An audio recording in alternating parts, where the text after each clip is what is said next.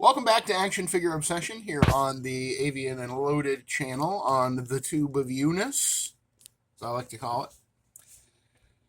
And it was a rough, sleepless night, my friends. The prednisone has well and truly worn off, and insomnia really kicked in good last night and kicked my butt, but I did get a couple of hours of sleep around dawn and am mildly caffeinated, so I had some figures I've been thinking about here, displays I've been thinking about. It occurred to me, the other day I showed you my Avengers, my primary Avengers and West Coast Avengers, and Hydra and Defenders displays, all of which are stacked one on top of another in a repurposed DVD rack that I call Avengers Tower.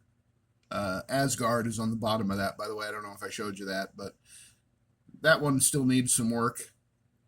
Because, the Asgardian characters, they're all fairly sizable other than Loki, Horse Thor and Odin and all the various Thors. So it's a little bit more of a challenge to arrange them in a aesthetically pleasing design. So right here in the center of these three guys, Ultron, and that's the crappy Ultron that didn't have the nice silver paint from the Ursa Major wave Ultron.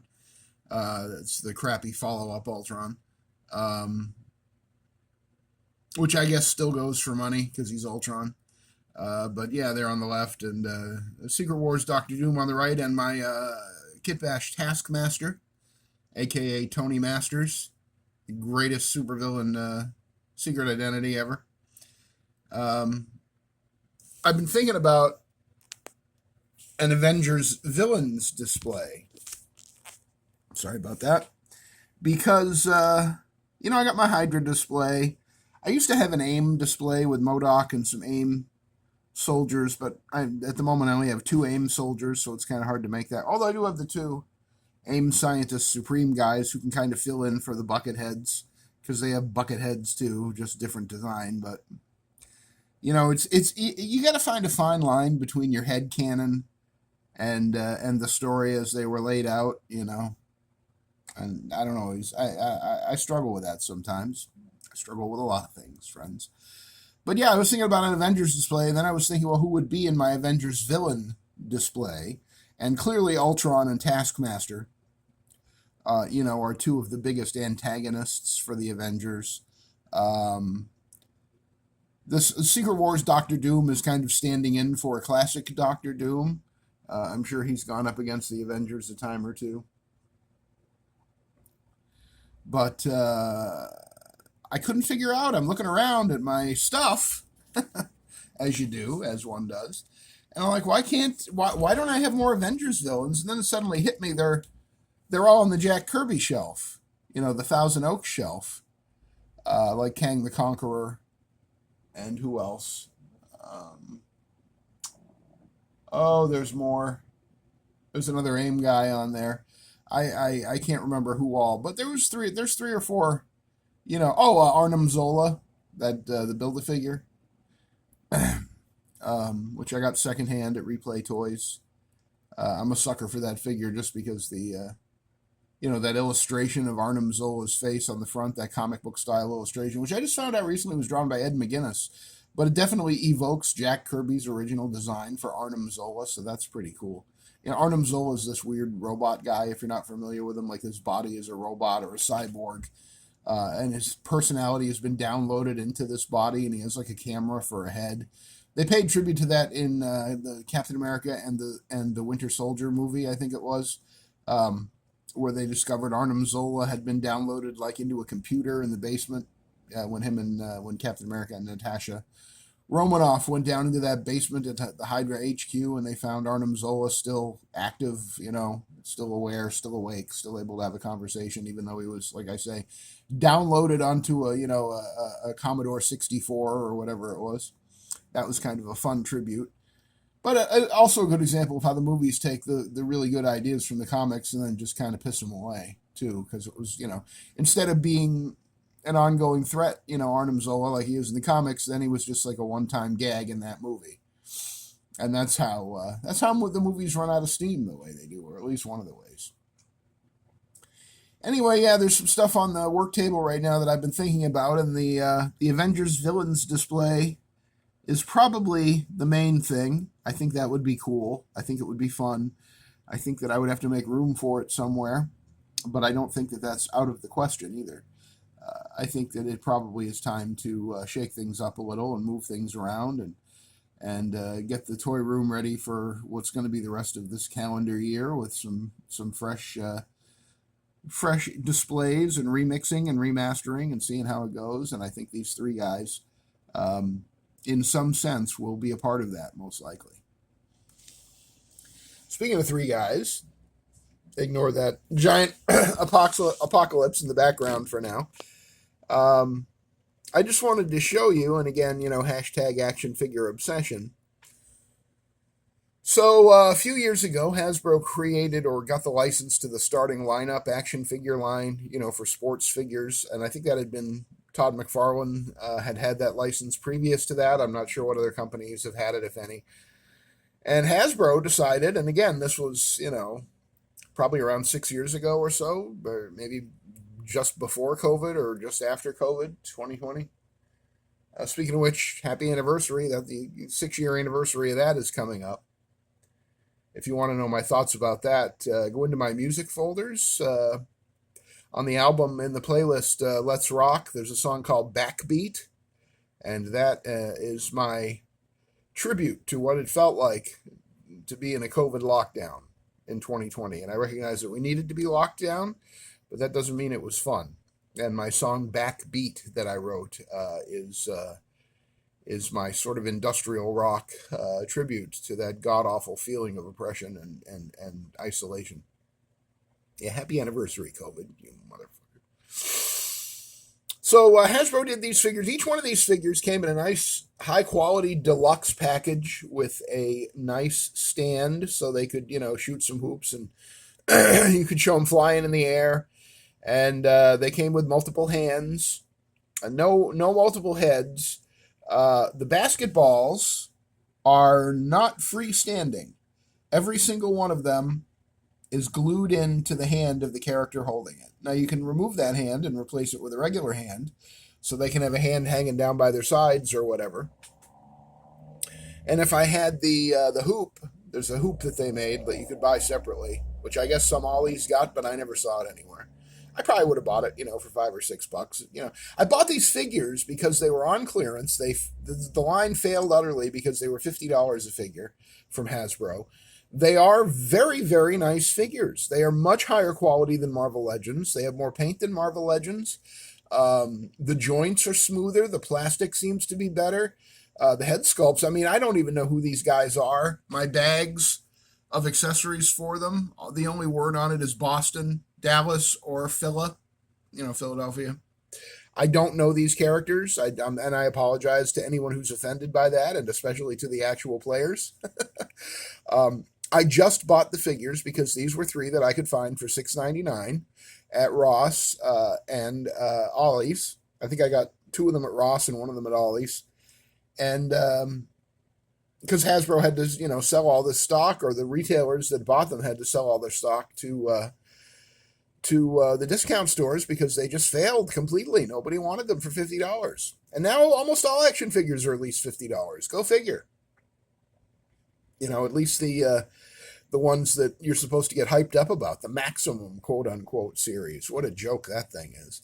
That whole series is just a friggin' joke. You may have gotten one and love it and there's nothing wrong with it. Hey, congratulations, you won the lottery. Because from the reviews I've seen and from my experience with Maximum Hulk, those figures aren't even worth half of what they're charging people for them, and they seem to be getting away with it. I don't know. It's quite a world we're living in. Hashtag nightmare hellscape economy.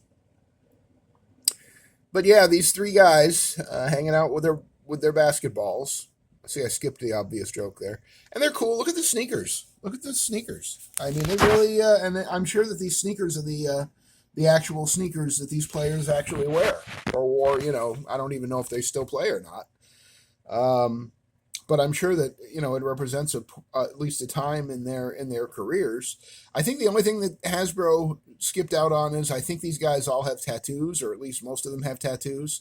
and they didn't include the tattoos because it turned out that they'd have to pay a licensing fee to the tattoo artists. So imagine how much the $50 figures would have been if they'd had to pay licensing fees to hundreds of tattoo artists as well. But I mean, you can tell, right? I mean, they're really, really nice figures. They, I'm not going to articulate them or mess around with them here, but I assure you that they move like butter. The skin tones are nice, the nice matte finish on everything. I guess, excuse me, sorry about that. I guess if I was going to make one complaint, it's that the shorts and the shirts look a little plasticky if you get up close. I mean, they're kind of a matte finish, but almost satiny. And when the light hits them, they can kind of look a little cheap. And yet still better than the average Marvel Legends figure and whatever they do with that, yep. I guess they had a fight on the court. Oh, come on, guys, please. You sons of bitches. Just trying to get him out of the way here to make room for this guy. No, he ain't standing up. He is a mess. Holy. Let me see if I can adjust those sneakers for you a little there, pal. Okay, now we're good. So, I was talking villains. Oh, the other Avengers villain, who I forgot to mention when I was talking about the big three here, Thanos. And, of course, Thanos probably best thought of as an Avengers villain because of the MCU movies and the Infinity Saga. But I was so disappointed that Adam Warlock only ever made like a cameo in all those movies because he was one of my favorite characters in the 70s. At one time, Jim Starlin was writing a comic book about Captain Marvel over here on the left, writing and drawing, and then also writing and drawing a comic book about Adam Warlock over there on the right. And these were two of my favorite characters in the 70s, Adam Warlock and Marvel, Captain Marvel. Jim Starlin later killed him off in the first Marvel graphic novel. Adam Warlock has been killed off and revived a number of times. I know Marvel made a brief return at one point, maybe 10 years ago, in like a miniseries or something, but I think it was like a time travel story or an alternate universe version of him or something. I mean, they've pretty much left his death sacrosanct, so far as I know. This Thanos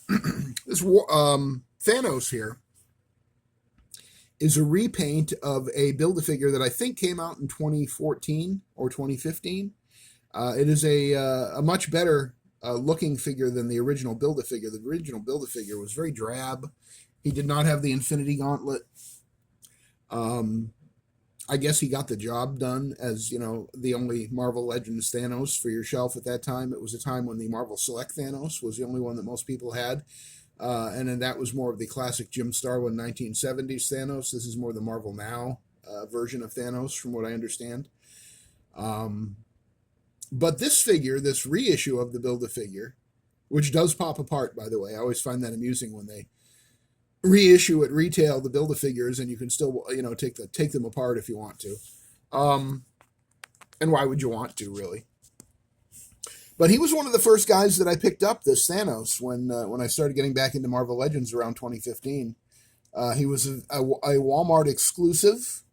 It was probably a tie-in to one of the movies.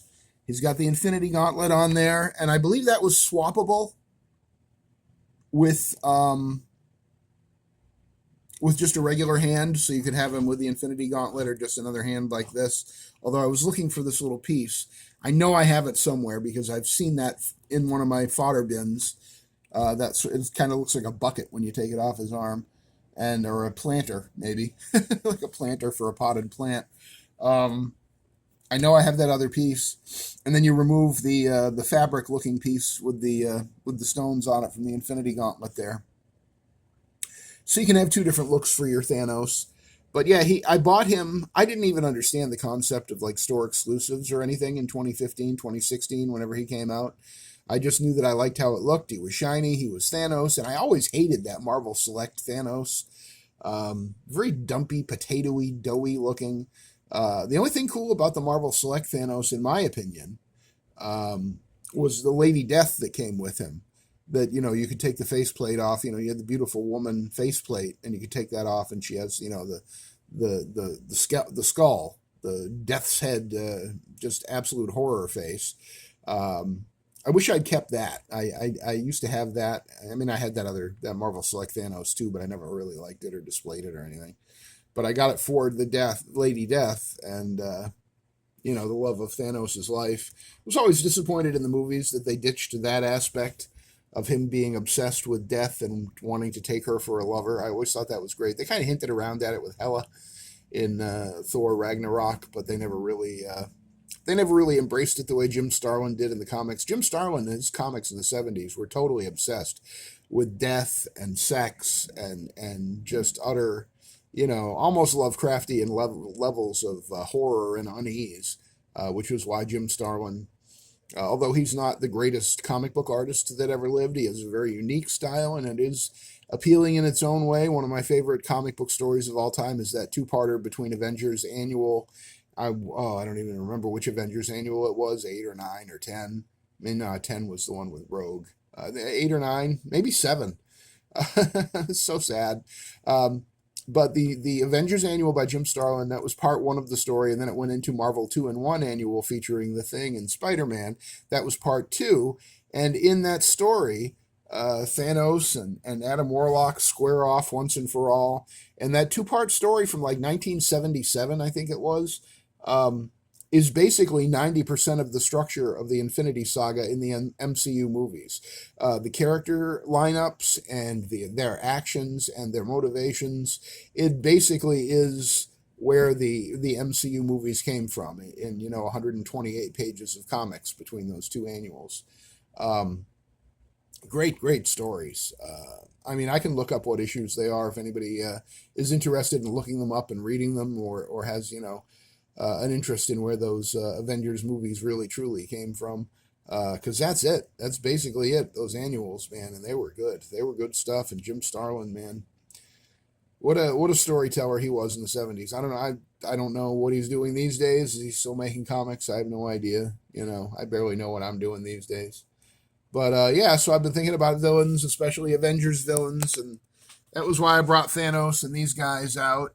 But I also stumbled across Anthony's Customs review of the Marvel Select Apocalypse, which I think was one of the last dozen or so Marvel Select figures before Diamond Select went out of business. Diamond Distributors failed ultimately. And unfortunately, one of the casualties of that was the loss of a line that was getting better and better in terms of the quality of their action figures. Marvel Select started off as, kind of well-painted statues with very limited articulation.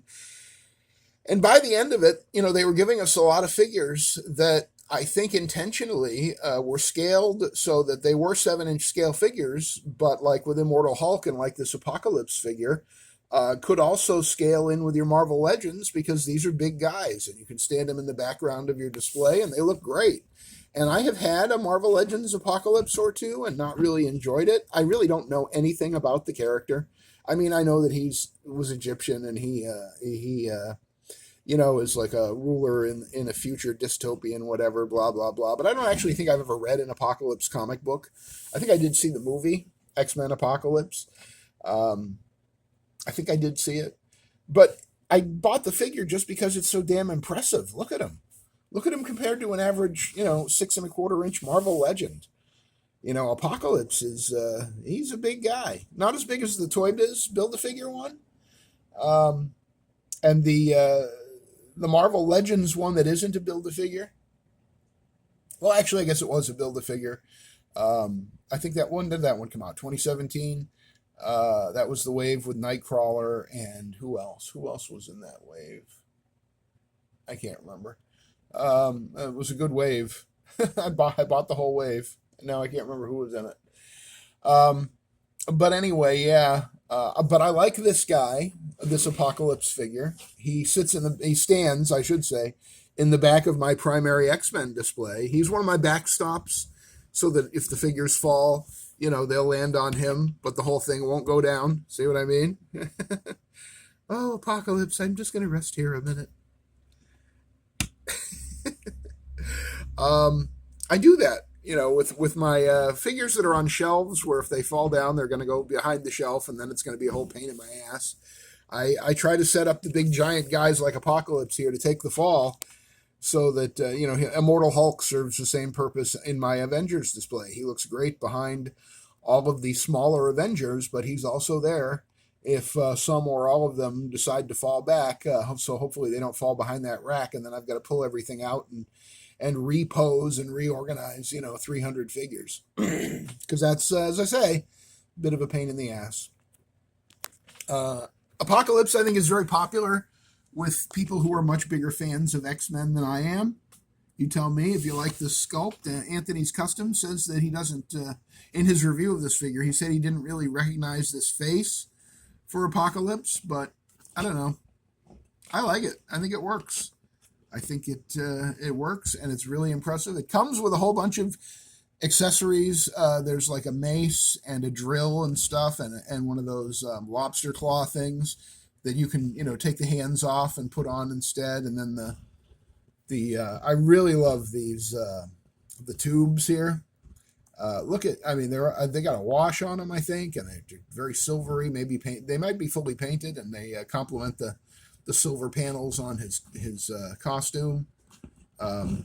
Imagine you're Apocalypse, the Lord of the Future. I must have a belt buckle with my first letter of my name, so no one remembers or no one forgets who I am. I am Apocalypse. I don't know, comic books, man. Am I right? Am I right? You're Apocalypse, and you need a belt buckle that says so. I mean, I guess that's supervillain bling for you, right? I like the little sort of, is that an air vent? Is that where he respires? His costume is just fascinating to me. As I say, I don't even know who designed him originally. Was it Walt Simonson? Was it Jim Lee? No idea. Don't really care. This is just one of those cases where it's such a cool figure that I don't care. I'm just really glad that I have it in my collection. I like it much better than any of the Marvel Legends Apocalypses that's come out in the last 10 years, either the Build-A-Figure, or I think it's been reissued a couple of times, maybe in the 97 line, and I know there was a Target exclusive one because I did get that one. I never had the original Build-A-Figure, but I did have the Target exclusive, and it turned out I liked the coloring of the Build-A-Figure better, but I never went back and sought it out. And then this thing came along for $30. This is a lot better value, especially when you factor in all the accessories that he comes with. He's got like 3 gigantic accessories and an extra set of hands, and $30 for that, or $70 for Maximum Hulk. You tell me. You tell me where the value was. Maybe that's why. Diamond Select / Marvel Select. Maybe that's why they went under. Maybe the powers that be were like, we can't let them sell this kind of quality for $30. That's Marvel Select Captain America, which I think I did a video about once before, but I might do again because I've been thinking about him a lot lately. That was a fantastic figure for $30 with incredible accessories and options of different ways that you could display him. And of course, the granddaddy of them all, the Immortal Hulk figure that Marvel Select did, which is, I think, the best 6 or 7 inch scale Hulk figure of my lifetime.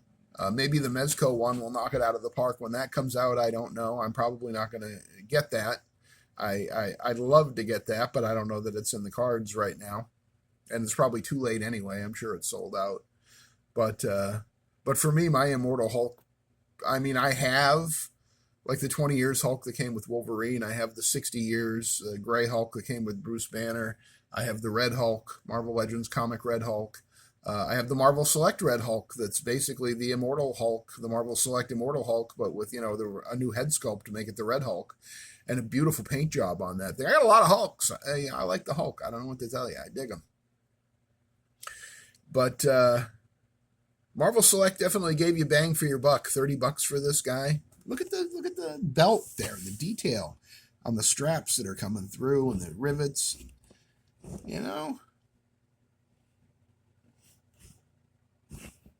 Just the detail of the panel lining in those silver portions.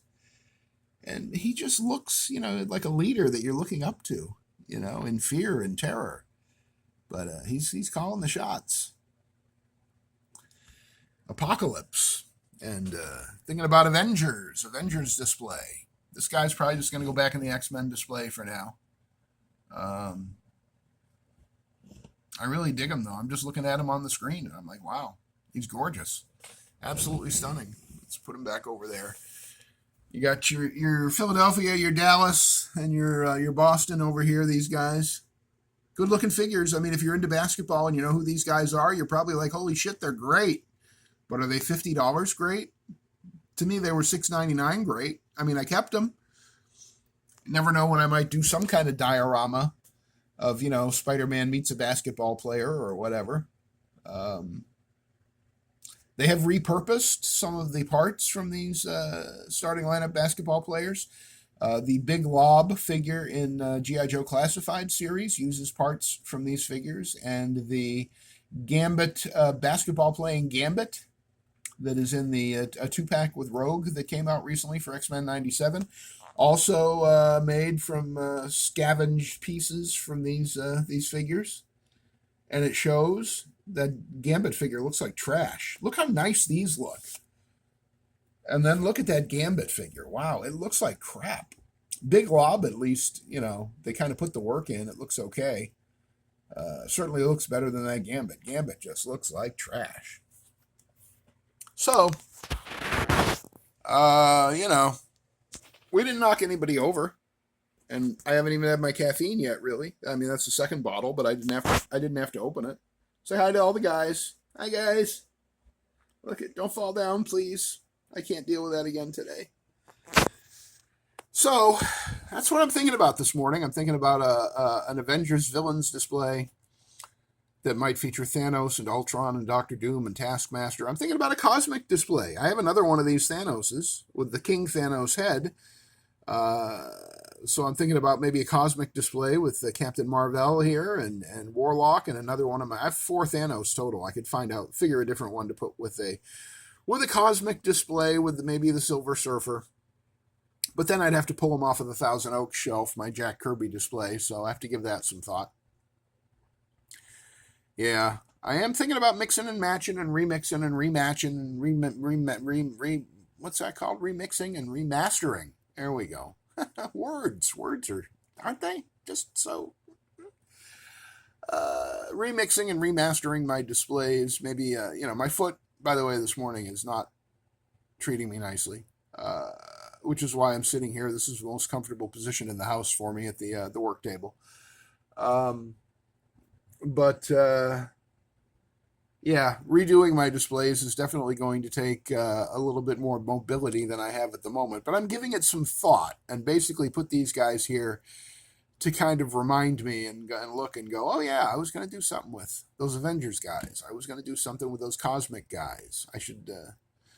Now, the basketball guys, they can go back out on their stands. They're out in the hallway in the mini art museum outside the toy room.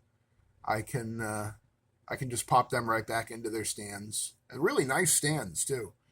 Not $50 nice. I mean, for the figure and the stand that you got with the accessories these guys came with, if they had sold them for $25 or $30, the line probably would have been a huge success and we'd be well into NFL and NHL players by now. But instead, we got, one fairly sizable, I think 9 or 10 character wave of basketball players. Some of whom nobody even knew who they were, which was another mistake and another reason, I think, why the starting lineup line from Hasbro failed. It should have been all Michael Jordan and people like me know who they are, at least. But no, they didn't do that. Instead, I've got Philadelphia, Dallas, and Boston here. I'm sorry, I don't know who these guys are. I'm sure Hasbro printed their name on the box somewhere, but... there are basketball players that I could just look at the face and go, oh, that's Kareem Abdul-Jabbar. That's Michael Jordan. That's whoever. Larry Bird. My wife was a huge Larry Bird fan. If they had done a Larry Bird figure for $50, I probably would have bought it for her. But they didn't. They didn't know. They didn't understand that the bird is the word. You know what I'm saying? You know what I'm saying. All right, that's going to do it for this addiction. That's going to do it for this addiction. It is an action figure addiction. That's true. I can't argue. Freudian slip. that's going to do it for this edition of Action Figure Obsession here on the Avian and Loaded channel. I have been your host, Avian and Loaded. If you liked the video, please give it a thumbs up. If you hated it, give it a thumbs down. I double dog dare you. Comment, subscribe, hit the notification bell if you subscribe so you'll know the next time that I throw a bunch of toys on the work table and talk endlessly about what I'm thinking about them and what my plans might be for them and what my secret history with them is. Oh my, the intrigue never stops here at Action Figure Obsession. Thank you very much for stopping by, and I will see you on the next Action Figure Obsession.